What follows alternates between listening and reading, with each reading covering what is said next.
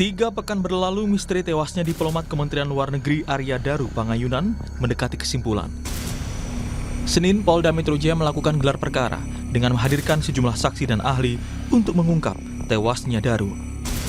Komisi Kepolisian Nasional Kompolnas yang ikut hadir dalam gelar perkara menyebut penyebab kematian Daru semakin jelas usai adanya hasil otopsi.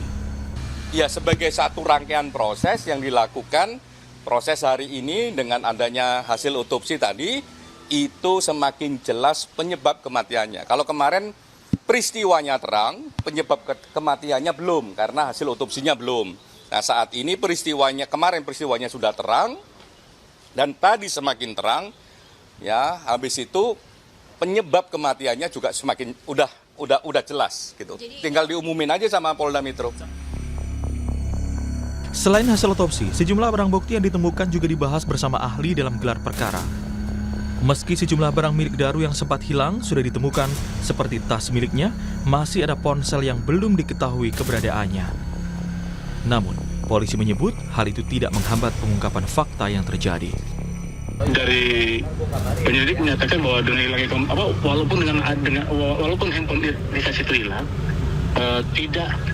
tidak menghambat dalam pengungkapan dan untuk menemukan fakta apa yang terjadi, karena ada bukti digital cyber itu yang dapatkan dari device lain yang kebetulan terisi ada handphone korban, baik kalau email baik WA dan emailnya kan begitu. Usai gelar perkara, rencananya Polda Metro Jaya akan mengungkapkan penyebab kematian Arya Daru Pangayunan pada Selasa 29 Juli 2025. Tim Liputan, Kompas TV.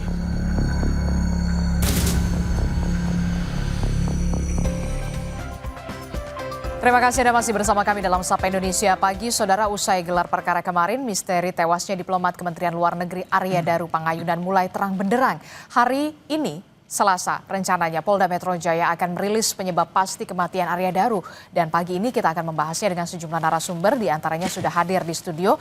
Ada Komisioner Kompolnas, ada Pak Yusuf Warshim, dan juga ada psikolog forensik, ada Mas Reza Indragiri. Selamat pagi ya, Assalamualaikum Bapak-Bapak. Waalaikumsalam, selamat pagi. Apa kabar? Baik semuanya? Alhamdulillah. Ya, kasus tewasnya diplomat Kementerian Luar Negeri Arya Daru Pangayunan ini memasuki pekan ketiga, dan kemarin ini ahli memang sudah dihadirkan di Polda Metro Jaya untuk didengarkan hasilnya.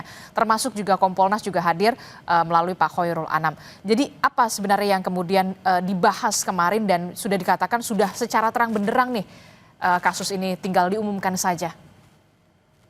Ya. Silakan Pak Yusuf. Baik, terima kasih. Jadi kemarin Kompolnas hadir dan telah melihat dan mendengarkan langsung dari fakta-fakta dan bukti-bukti yang dikumpulkan penyelidik dalam proses penyelidikan. Ada fakta dari psikologi forensik, ada fakta yang dari analisa digital forensik dari Pusat Laboratorium Forensik, baru ada fakta yang itu dari otopsi yang dilakukan oleh RSCM terkait dengan penyebab kematian. Kemudian dari beberapa fakta-fakta yang itu hasil permintaan klarifikasi kepada para saksi. Itu sudah diungkapkan. Intinya sebelum dilakukan gelar itu penyidik sepertinya melakukan sinkronisasi dulu. Dari fakta-fakta yang ada itu disinkronisasi, kemudian dilakukanlah penalaran bahwa ini dengan hasil otopsi yang ditunggu penyebab kematiannya apa, sehingga dilakukanlah penalaran peristiwanya ini apa, ini peristiwa pidana atau bukan. Nah, itu sebenarnya kalau kita lihat kesimpulan itu sudah bisa tergambarkan. Hanya tentu Kompolnas sendiri dalam hal ini sebagai pengawas tetap perlu memberikan satu pendalaman dan analisis. Barangkali ada hal-hal yang masih bisa menimbulkan spekulasi. Ketika nanti hasil kesimpulan penyelidikannya itu katakanlah bukan tindak pidana, tapi ternyata masih ada pikiran spekulasi bahwa ini tindak pidana. Itu yang sangat penting terus kita dalami hingga yang pada akhirnya nanti apabila hari ini memang jadi akan disampaikan hasil penyelidikannya itu tentu catatan-catatan yang tetap kita minta perhatian dan pendalaman dari penyelidik itu tetap kami sampaikan. Oke, jadi ada beberapa fakta-fakta yang kemudian disampaikan atau disampaikan kepada penyidik diantaranya dari psikolog forensik, kemudian digital forensik dan juga dari hasil otopsi dari Rumah Sakit Cipto Mangunkusumo ya begitu ya yang kemudian dirangkai begitu ya untuk bisa memutuskan apakah ini tindak pidana ataukah bukan tindak pidana. Dari catatan Kompolnas sendiri terkait dengan ini kan sudah memasuki pekan ketiga. Apa yang menjadi catatan dari Kompolnas terkait dengan penyidikan kasus ini?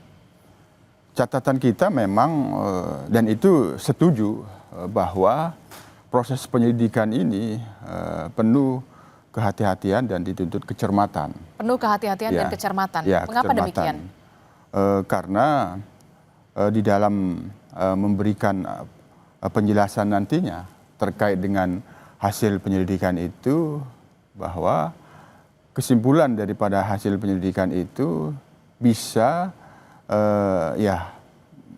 tidak menimbulkan keraguan-raguan dan itu memberikan keyakinan. Nah, sehingga ketika faktanya seperti ini hasilnya apakah ini peristiwa pidana atau bukan, nah, itu sudah memastikan bahwa fakta-fakta dan bukti yang mengarah hasil penyelidikan itu tidak menimbulkan spekulasi. Dan tidak ada bantahan di kemudian harinya? Apapun misalnya nanti yang sering dipertanyakan di kemudian itu kan soal motif. Betul. Nah, soal motif. Nah, itu yang kita lihat penuh kehati-hatian. Nah, yang kedua, dalam hal ini juga dari pihak keluarga memberikan kepercayaan penuh kepada penyelidik untuk benar-benar menyelidiki apa sebenarnya yang terjadi pada almarhum ini. Nah, itu menjadi kekuatan penyelidik juga. Hanya memang kita bicara publik. Nah, publik ini kan sekarang dominan masih menganggap ini pembunuhan. Jadi ini sebenarnya dominannya kemana? Ah, itu kita tunggu hasilnya itu nanti. Karena publik mengatakan banyak sekali dominan ke pembunuhan. Wajar. Apa yang dilogikakan, dinalarkan oleh publik itu kami juga melihat sebenarnya itu tergambar di dalam proses penyelidikan. Bagaimanapun penyelidik sebagaimana yang telah pernah digambarkan oleh mantan Kabariskrim Pak Arief Sulistiono, itu kan membuat asumsi agar penyelidikan itu punya arah. Asumsinya kan ini pembunuhan, ini bukan peristiwa pidana, bukan pembunuhan, maka apa? Bunuh diri atau kecelakaan. Sehingga bukti-bukti dan fakta-fakta itulah yang akan menjawab asumsi itu. Kalau di masyarakat dominan pembunuhan, nah kalau dari hasil-hasil fakta kemarin itu dominannya lebih kemana? itu nanti nantikan. kita memberikan pendalaman. Apapun hasilnya. Oke, saya ke Bung Reza Indragiri. Bung Reza, ini kan bisa dikatakan ini 3 pekan ya, memasuki 3 pekan. Sesulit itukah kemudian untuk bisa mengungkapkan kepada publik terkait dengan penyebab kematian tewasnya diplomat Kementerian Luar Negeri Arya Daru Pangayunan? Secara kronologis waktu, Kapolda Metro Jaya loh, Jenderal Bintang 2 loh, yang mengatakan bahwa kami butuh waktu sekitar 1 pekan. Itu berarti sejak awal sudah terindikasi boleh jadi oleh pihak kepolisian ini bukan kasus yang pelik untuk diungkap. Ingat, saya menggunakan frasa ini bukan kalimat yang pelik untuk diungkap. Oke, 1. Yang kedua, saya berkesempatan bertukar pikiran dengan sejumlah mantan Kabareskrim. Bintang 3. Mereka semua juga sia sekata mengatakan ini kasus yang tidak begitu rumit untuk diungkap. 2 ya. 3. Sampai beberapa hari lalu, tepatnya kemarin atau 2 hari lalu, Kasubdit Penmas Polda Metro Jaya berulang kali dalam pernyataannya menggunakan kosakata apa? Penyelidik. Bukan penyidik. Penyelidik. Ketika kata itu yang dipakai secara terbuka dan berulang kali diucapkan, maka kita punya alasan untuk menduga kuat tidak ada pidana. Karena kosakata yang dipakai adalah penyelidik. Beda kisah kalau penyidik. Ya, 3. 4. Sejak kasus ini terekspos ke publik, sampai tadi pagi saya coba pantau lewat media, tidak pernah sekalipun dari Polda Metro Jaya maupun Kompolnas mengangkat narasi yang bunyinya kurang lebih kami mengejar terduga pelaku atau semacam itu. Tidak ada sama sekali. 4 hal ini yang menjadi dasar bagi saya untuk memang berspekulasi bahwa boleh jadi nantinya yang akan diumumkan oleh Polda Metro Jaya adalah meninggalnya almarhum memang sangat menyedihkan, tapi bukan akibat peristiwa pidana. Ini spekulasi. Definitif bagaimana ada di Polda Metro Jaya. Jadi sampai segitu aja gitu ya? Menurut saya kalau suatu kematian disebabkan oleh pidana itu jelas domainnya ada di ranah penegakan hukum. Dalam konteks perbincangan kita berarti ada di kepolisian.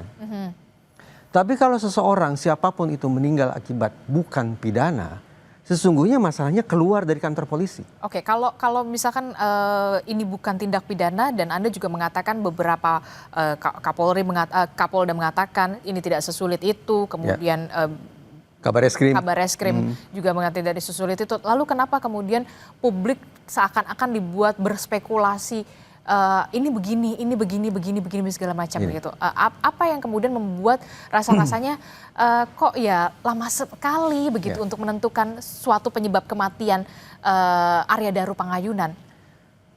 Dari beberapa pengalaman saya membantu teman-teman di kepolisian, jelas pengalaman yang terbatas gitu ya. Saya membangun sebuah anggapan bahwa ketika polisi menangani suatu kasus yang kadung viral dan masyarakat sudah terlanjur menguncinya sebagai oh ini adalah kasus pidana, sementara hasil pengungkapan oleh kepolisian bukan pidana, maka polisi masuk ke dalam sebuah fase ketika mereka harus berpikir bukan tentang bagaimana ya pengungkapan kasusnya, bukan. Tapi harus dipikirkan matang-matang adalah bagaimana mengkomunikasikannya ke publik. Termasuk ke kolega almarhum, ke keluarga almarhum dan seterusnya. Kenapa timing untuk mengkomunikasikan hasil pengungkapan kasus itu menjadi sangat penting untuk dipertimbangkan agar tidak berdampak kontraproduktif bagi polisi sendiri. Yang saya maksud, ini masyarakat sudah berbondong-bondong menghakimi almarhum meninggal akibat pidana. Terkait TPPO, terkait kerja diplomat yang luar biasa berat, dan seterusnya. Sangat berat gitu teori yang dibangun oleh publik. Tapi sekiranya simpulan dari Polda Metro Jaya bahwa almarhum meninggal bukan akibat pidana, ini kan berarti berbenturan dengan narasi yang kadung berkembang di publik. Kalau ternyata pengumuman itu disampaikan bukan pada momentum yang pas, maka apa yang akan bisa dialami oleh kepolisian? Dicaci maki. Disebutlah polisi tidak transparan, tidak saintifik, melakukan sabotase dari dalam, obstruction of justice terhadap dirinya sendiri, menutup-nutupi keterlibatan pihak dari institusi lain dan seterusnya. Nah, polisi harus berpikir strategis tentang bagaimana pengungkapan kasus yang sudah rapi, tuntas, objektif, menyeluruh dan transparan bisa disampaikan secara apik kepada masyarakat luas. Jadi dengan kata lain pengungkapan kasus ini dilakukan oleh polisi menunggu momentum yang pas. Untuk mengumumkannya ke publik menunggu momentum yang pas. Terkait dengan menunggu momentum yang pas, pola komunikasi yang dilakukan oleh polisi itu saya memandangnya ini bentuk atau strategi yang dipakai oleh pihak kepolisian untuk mencicil informasi kepada masyarakat. Ya, karena kita juga merasakan dari awal pertama kali dicicil lah dalam tanda kutip dicicil CCTV dulu dikeluarkan, kemudian CCTV yang lain dikeluarkan, barulah kemudian ada CCTV yang di rooftop Kementerian Luar Negeri begitu ya. Dicicil sedemikian rupa sebagai bentuk pengkondisian kepada masyarakat. Pengkondisian. Agar kalau ternyata simpulan polisi ternyata berbeda dengan anggapan publik, masyarakat yang sudah dicicil informasi itu sudah akan lebih bisa menerima kemungkinan bahwa seseorang meninggal ternyata bukan akibat pidana, bahwa ternyata publik akhirnya dihadapkan pada fakta yang berbeda. Dengan kata lain, untuk mencegah terjadinya benturan tahap kedua antara polisi dengan masyarakat terkait dengan narasi yang berkembang di publik, Itulah strategi yang boleh jadi sedang digunakan saat ini, yaitu mencicil informasi. Sambil mungkin nih teman-teman di Polda Metro Jaya juga melakukan cermatan terhadap sosial media netizen untuk melihat seberapa jauh netizen sudah mulai bisa menerima kemungkinan bahwa seseorang meninggal akibat bukan pidana. Benarkah demikian Kompolnas dari hasil yang sudah dilakukan pengawasan? Jadi sebenarnya polisi memang hanya menunggu momentum yang pas untuk melakukan pengungkapan sebuah kasus tewasnya Arya Daru Pangayunan. Karena memang sudah terlalu banyak sekali ini ada atensi juga, kemudian juga spekulasi yang sudah berkembang di masyarakat dan juga media sosial. Kompolnas melihatnya tidak demikian, tapi melihat pada bagaimana penyelidik, sekali lagi ini penyelidikan secara sederhana, tujuannya kan penyelidikan itu untuk mengumpulkan informasi dan bukti awal terkait dengan dugaan tindak pidana. Namanya penyelidikan, ini ditemukan ada orang meninggal dunia, dugaan awal ini penyelidikan ini pembunuhan dugaannya, karena apakah benar, maka dikumpulkanlah bukti-bukti dan fakta-fakta itu. Kami melihatnya bahwa tidak pada soal momentum yang tepat untuk bisa menyampaikan, karena kalau kita lihat dari proses penyidikan ini 3 kali dilakukan olah TKP. Itu catatan penting betul yang kita lihat. Mengapa harus 3 kali? Karena memastikan apabila ini diduga bunuh diri, bagaimana pembunuh itu melakukan di kamar kos ini. Nah, karena rentang waktunya itu kan harus dilihat. Pukul 21, sekira pukul 21, istri memberikan informasi bahwa tidak bisa lagi berkomunikasi, off. Nah, bagaimana analisis digital forensiknya? Sesuai tidak? Sesuai, nah, kan begitu. Nah, di mana pada saat off itu almarhum? Dilihat analisis digital forensik, CCTV, ada Kemenlu, oh dia berada di sana. Di rooftop lantai 12 Kementerian Luar Negeri. Jam berapa yang bersangkut almarhum itu sampai ke rumah kos? Ada CCTV, jam sekian. Pukul 23 dia aktivitas membuang sampah, terus kembali. Nah, itulah kita lihat, dan itu dilihat oleh penyelidik, rentang waktu yang memungkinkan apabila itu dilakukan pembunuhan, karena pukul 23 almarhum masih membuang sampah. Maka pertanyaan kapan dilakukan itu, disitulah dilakukan olah TKP.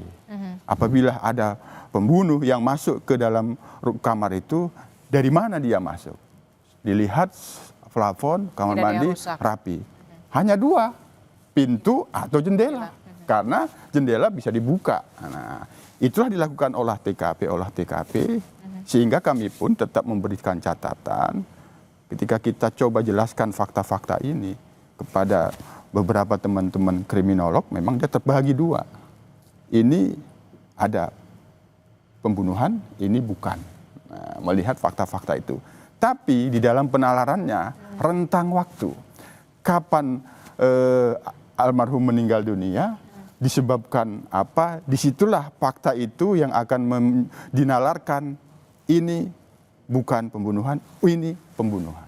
Itulah catatan kita. Jadi memang dari sisi proses yang dilakukan itu bukan soal, sekali lagi kami melihat bukan soal timing waktunya, tapi dari olah TKP 3 kali itu sebenarnya penyidik sendiri ingin meyakinkan betul fakta-faktanya itu seperti apa. Yang kedua tentu proses komunikasi dengan pihak keluarga, yang itu terus tetap dijaga.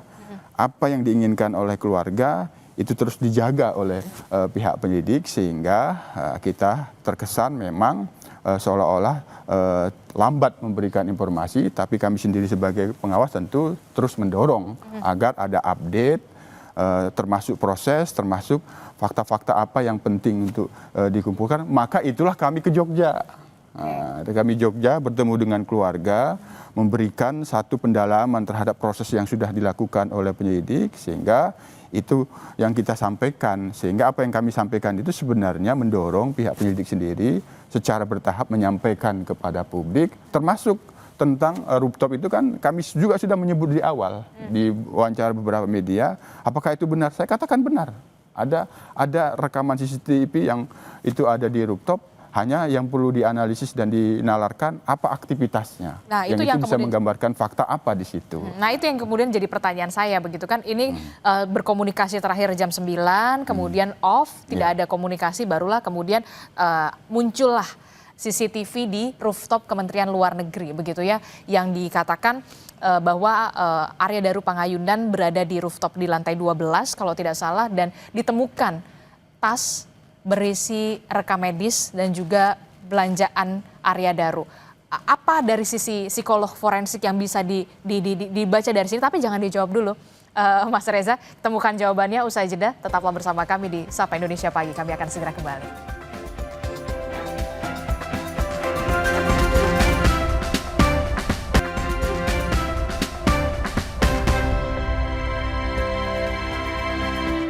Terima kasih Anda masih bersama kami dalam Sapa Indonesia Pagi. Saudara, kita masih membahas soal pengungkapan kasus tewasnya diplomat Kementerian Luar Negeri yang sudah memasuki pekan ketiga, dan rencananya memang saudara hari ini Polda Metro Jaya akan mengumumkan penyebab kematian dari Arya Daru Pangayunan yang ditemukan tewas di kamar indekosnya. Masih bersama saya dari Kompolnas Pak Yusuf Warsim, dan juga dari psikolog forensik sudah ada Bung Reza Indragiri. Melanjutkan tadi pertanyaan saya Bung Reza, ini yang jadi pertanyaan besar begitu ya kan, seperti dicicil ya memang informasinya begitu, dari mulai CCTV di kamar, di depan indekos, kemudian baru ada CCTV rooftop begitu ya. Nah, yang jadi pertanyaan saya, ketika dari sebuah mall, ini kan informasi dari sebuah mall begitu ya, kemudian ditemukanlah visual yang memperlihatkan Arya Daru Pangayunan ini berada di rooftop.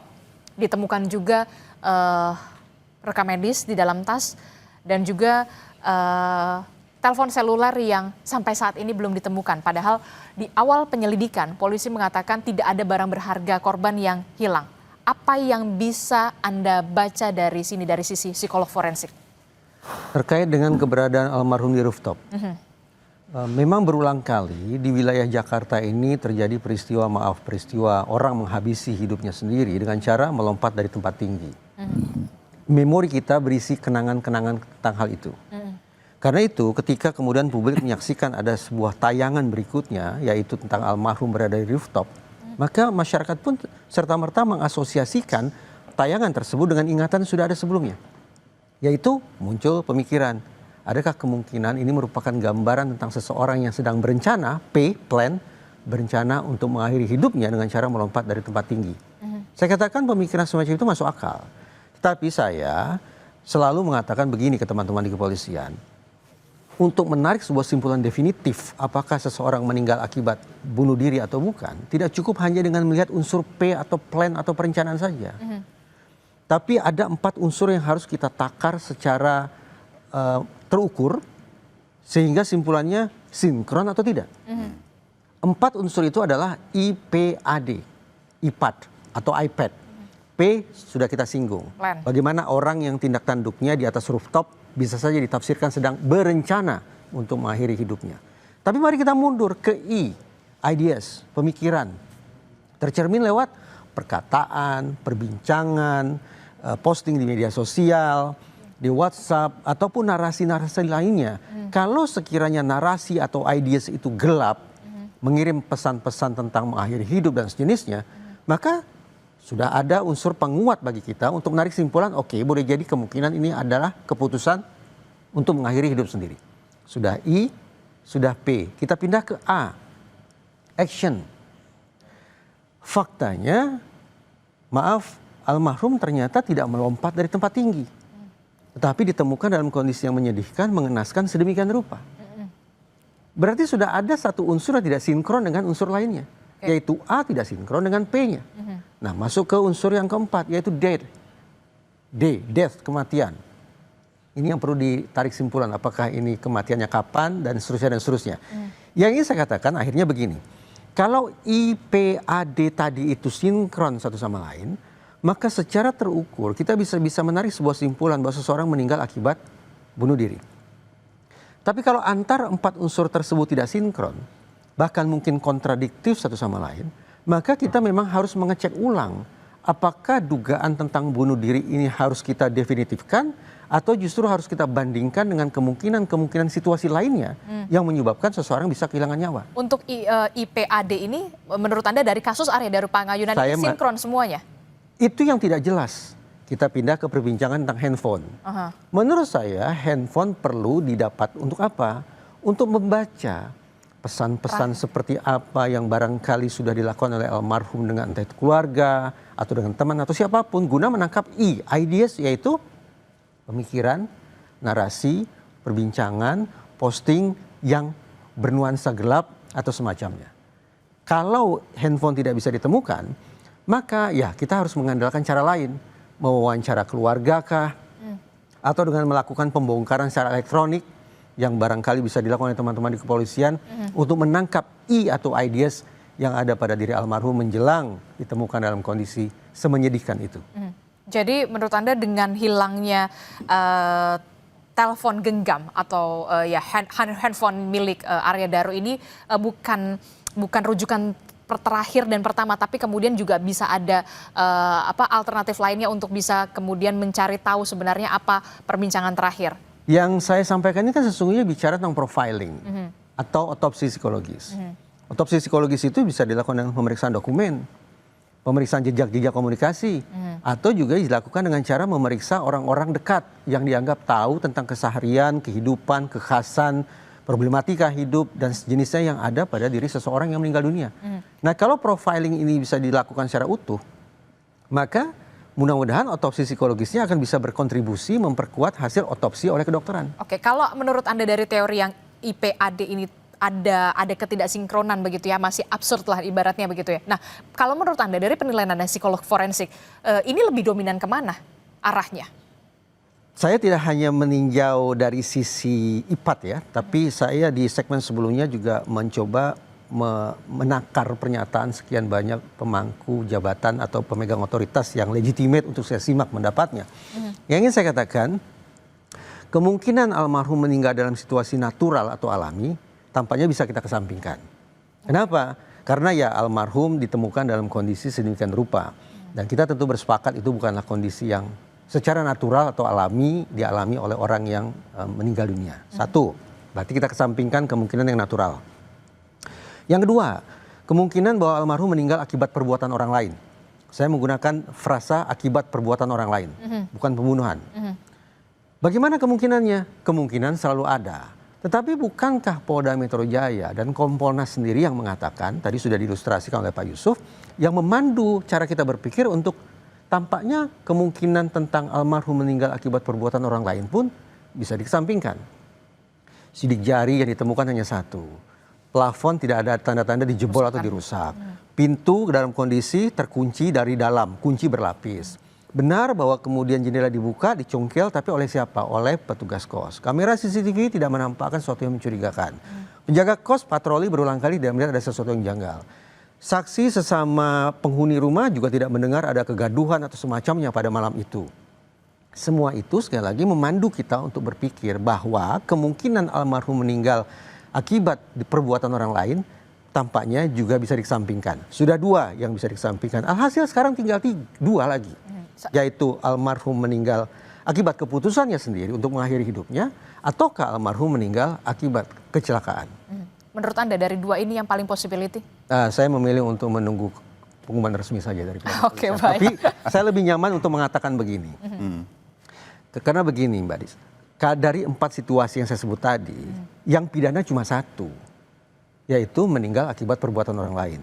Inilah satu-satunya ruang bagi publik untuk mendiskusikannya secara terbuka. 3 kemungkinan yang lain bukan pidana. Karena bukan pidana, maka sesungguhnya kita punya keinsafan, ini isu privat manusia. Ini masuk ke dalam isu privat. Betul. Dengan demikian ada batasan bagi kita untuk berdiskusi, berimajinasi, berspekulasi atau apapun itu tentang penyebab meninggalnya almarhum. Karena itu saya mencoba untuk membatasi diri dalam batasan itu dengan mengatakan pilihannya hanya 2. Apakah polisi akan menyimpulkan almarhum meninggal akibat pidana, ataukah almarhum meninggal bukan akibat pidana? Perkiraan saya, dengan menyisir kemungkinan-kemungkinan tadi sudah saya sampaikan, kemungkinan tampaknya adalah dengan segala hormat ke keluarga almarhum, almarhum meninggal bukan akibat pidana. Kesimpulan definitif ada di Polda Metro Jaya. Tentu kesimpulan akhirnya kita menyerahkan kasus ini kepada Polda Metro Jaya. Tapi kalau kemudian kita lihat ya, mohon maaf sekali dengan ditemukannya almarhum dalam kondisi seperti itu, begitu kan? Ini kan kehabisan nafas, begitu ya, kehabisan oksigen, afiksia, begitu ya. Tapi kemudian yang berkembang juga kok lilitannya terlalu rapat, terlalu banyak jadi spekulasi. Nah, bagaimana Anda psikolog forensik melihat soal ini? Ada satu informasi yang tadi sepertinya sudah saya sampaikan. Berspekulasi tentang arah lipatan lakban, gulungan lakban segala macam, itu bisa saja. Saya tidak cukup kompeten untuk sampai ke sana. Tapi saya terkenang perkataan Pak Arief, Ketua Harian Kompolnas, yang mengatakan sudah dilakukan pemeriksaan sidik jari, hanya ditemukan satu sidik jari. Ya sudah. Yaitu sidik jari almarhum sendiri. Nah, bagi saya, temuan dari Kompolnas ini jauh lebih definitif, jauh lebih memiliki daya kendali terhadap bagaimana kita berpikir ketimbang kita bicara tentang lipatan rapi dari sebuah lakban dan sejenisnya. Mungkin ini pemikiran saya yang tidak cukup sampai ke analisis tentang bagaimana bentuk lipatan lakban itu bisa saya tafsirkan. Apakah itu merupakan perbuatan almarhum ataukah perbuatan orang lain. Termasuk juga yang juga jadi pertanyaan saya adalah rekam medis yang kemudian dibawa almarhum, kemudian saya nggak tahu ya, memang sengaja ditinggalkan atau seperti apa gitu di lantai 12 itu Kementerian Luar Negeri.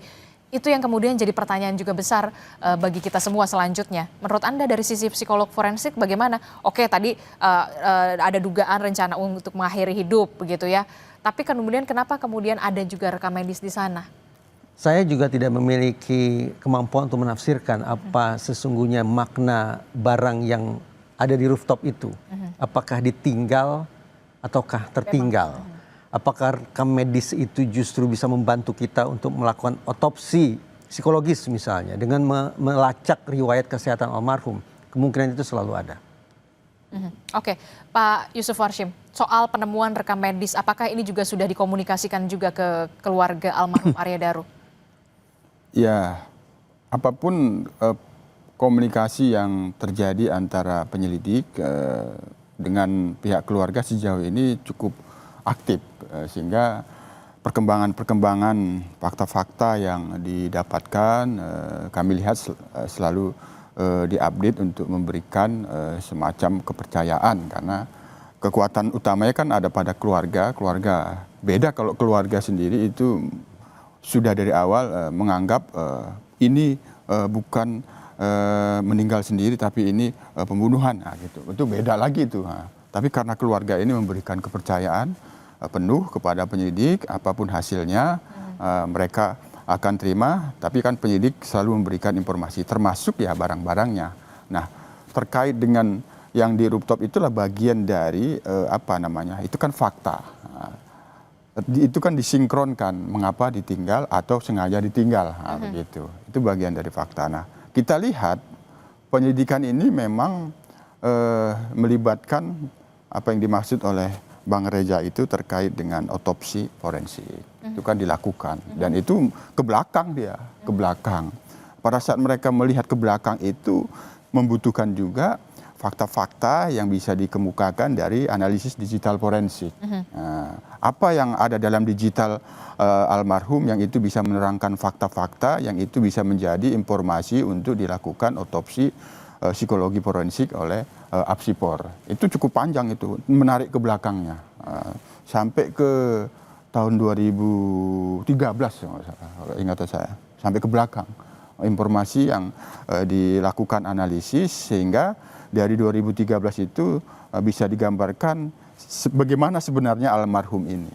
Sosoknya seperti apa, ada hal-hal apa yang itu punya hubungan dengan peristiwa meninggalnya almarhum di kamar kos itu. Itulah dilakukan analisis. Nah, itu menjadi fakta yang penting juga untuk dilakukan otopsi oleh psikolog forensik. Nah, sehingga dengan fakta-fakta yang tadi ada analisis digital forensik, ada fakta yang dari psikolog forensik, dan fakta yang dari otopsi hasilnya sudah ada, itu disinkronisasi sehingga menjadi sebuah peristiwa yang menjelaskan ini kesimpulan penyelidikannya pidana atau bukan. Kalau Bang Reza tadi memberikan keyakinan, dominannya dominannya bukan pidana. Bukan ya. pidana. Dugaan saya. Ada dugaan Tapi mengarah ke beberapa diskusi saya dengan para kriminolog masih memungkinkan bahwa ini pidana, tapi tentu saya menyimpulkan apabila ini pembunuhan, maka ketika ditemukan sidik jari hanya korban, maka tentu dilakukan dengan sangat rapi. Sangat rapi itu membayangkan dia bisa masuk ke kamar itu, barangkali kepalanya ditutup dengan penutup yang tidak bisa jatuh rambutnya, karena kalau jatuh rambut pelaku bisa diperiksa DNA, ketahuan. Jadi membayangkannya seperti itu. Oke. Tentu ini sekali lagi bagaimana situasi di TKP sudah dilakukan olah TKP, kami melihat penyidik melakukan imajinasi dalam asumsi-asumsi 3 tadi. Ini pidana, ini bukan, dan bukannya itu dipecah lagi. Ini bunuh diri dan ini meninggal karena diduga kecelakaan. Fakta-fakta itulah yang kemarin disinkronisasi sehingga meskipun masih ada yang tertinggal handphone itu belum ditemukan, menurut kami memang handphone itu tetap perlu untuk dicari. Hanya seberapa penting di dalam menjelaskan sebagai bukti dari handphone itu, itulah pada fase penalaran. Penalaran hukum untuk mengambil kesimpulan dengan rangkaian fakta-fakta ini, beginilah peristiwanya. Oke, kalau Anda lihat dari saksi-saksi yang sudah diperiksa begitu ya, saksi-saksi yang sudah diperiksa, adakah di luar saksi-saksi tersebut, di luar orang-orang terdekat? Atau semuanya orang-orang terdekat almarhum? Pertama, kita melihat mengapa saksi ini diperiksa tentu sesuai dengan petunjuk dan fakta-fakta yang awalnya sudah ada. Nah, saksi yang kami lihat kalau kita dapat klasterkan sepertinya dari keluarga, dari lingkungan kos itu, hanya yang kami terus akan dalami seberapa penting saksi penghuni kos lain. Oke. Itu sebenarnya ada dalam catatan kami. Kami catat tentu kami tidak ingin berspekulasi karena ini kan due proses model, hak asasi orang lain harus dihargai. Ketika memang tidak punya hubungan langsung penghuni kos lain itu untuk dimintain keterangan kan harus dipertimbangkan lagi. Dari pihak Kemenlu ada juga sejauh ini 3 klaster itu sih yang terlihat cukup jelas. Orang-orang yang dijadikan sebagai saksi dimintain keterangan ataupun klarifikasi, meskipun kita mempertimbangkan penghuni kos lain itu kalau bisa dimintain klarifikasi semua. Tapi sekali lagi karena pilihannya adalah due proses model, hak asasi penghuni kos itu yang tidak punya hubungan langsung, tentu itu harus tetap dipertimbangkan. Oke, jadi klaster yang paling penting adalah klaster yang di lokasi, begitu, Betul. kos, kemudian ada klaster Kementerian Luar Negeri, dan juga ada klaster keluarga. Apa yang bisa Anda baca dari sini? Singkat saja. Kalau memang klasternya hanya 3 kelompok itu, maka kita bisa pahami mereka-mereka ini adalah yang diasumsikan yang tahu tentang kehidupan almarhum. Mengesampingkan kemungkinan ada pihak eksternal yang melakukan perbuatan apapun terhadap almarhum. Itu artinya, kalau saya menafsirkan, semakin kuat dugaan saya. Sekali lagi hanya sebatas dugaan. Bahwa terbatasnya saksi dari 3 klaster itu mengindikasikan dari pihak kepolisian pun baru sebatas penyelidikan yang belum menemukan ada unsur pidana di balik meninggalnya almarhum. Oke, kita akan tunggu nanti seperti apa keterangan polisi yang nanti dirilis begitu ya di siang nanti. Nanti kita akan tunggu juga. Kompolnas juga akan mendampingi atau kemudian pure dari Polda Metro Jaya? Kami terus berusaha untuk memantau karena kami sudah menyampaikan pada saat klarifikasi dan rilis kita bisa hadir, termasuk dari pihak keluarga kita sarankan juga bisa hadir. Oke, berarti kita harapkan juga ini biar cepat selesai begitu ya, biar keluarga korban juga terjawab, publik juga tidak semakin liar untuk berspekulasi dan juga berasumsi. Terima kasih Bung Reza Indragiri sudah bergabung bersama kami, Pak Yusuf Warshim dari Kompolnas sudah bergabung bersama kami. Nanti kita akan lihat bagaimana keterangan resmi yang diberikan oleh Polda Metro Jaya siang nanti. Terima kasih Bapak-Bapak, Assalamualaikum. Saudara, informasi penting dan juga menarik lainnya masih akan kami hadirkan. Usai jeda, Timnas Garuda Muda akan menghadapi juara bertahan Vietnam di final Piala AFF 23 Selasa malam. Pelatih Gerald Vandenberg yakin Timnas akan mengalahkan Vietnam dalam 90 menit.